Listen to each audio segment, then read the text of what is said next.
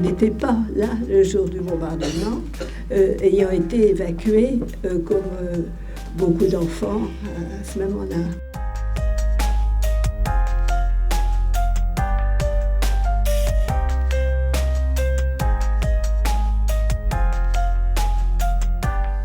La mémoire chez nous était très vive sur cet événement, puisque à la fois mes grands-parents et mon père, sa mère aussi, l'avaient vécu. Nous étions au 8 avenue, à ce moment-là, ça s'appelait à ce moment-là avenue Émile Zola. Mon père avait justement construit un abri anti-aérien, comme le nom l'indique, pour se protéger. Et lui, il était dans cet abri avec sa mère et leur petite chienne. La bombe, par contre, est tombée sur leur maison. Et ils avaient un grand terrain, puisque maintenant, c'est quasiment la place Jean Jaurès où était leur terrain.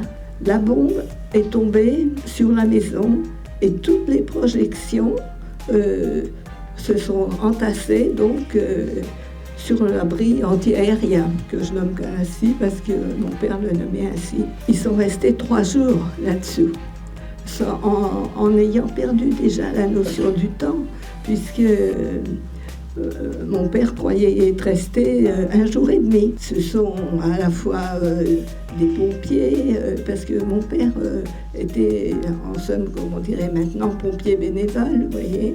En plus, sinon, il travaillait au sud Lumière. Et c'est pour ça qu'il n'avait pas pu partir, parce qu'on disait que pouvaient partir tous ceux qui n'avaient pas une véritable raison de rester à cet endroit, à cause du triage qui était si proche. Mon père s'appelait Raymond Legros.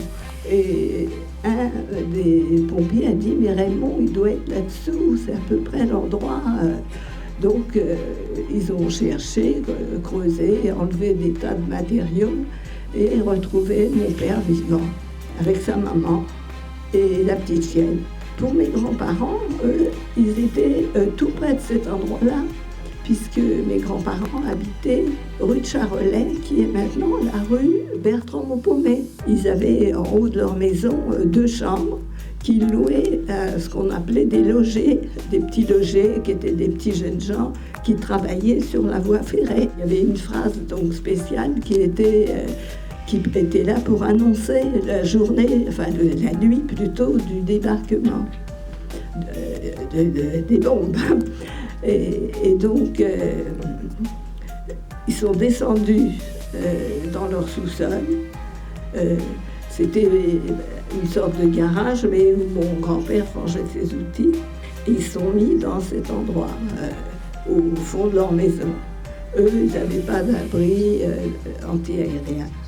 Et la chance a fait que les bombes sont tombées dans le jardin et ont soufflé la maison, mais étant tout à fait en dessous, mon grand-père avait pris une petite pelle courte pour pouvoir creuser, parce que tous étaient tombés dans la nuit autour d'eux, vous voyez.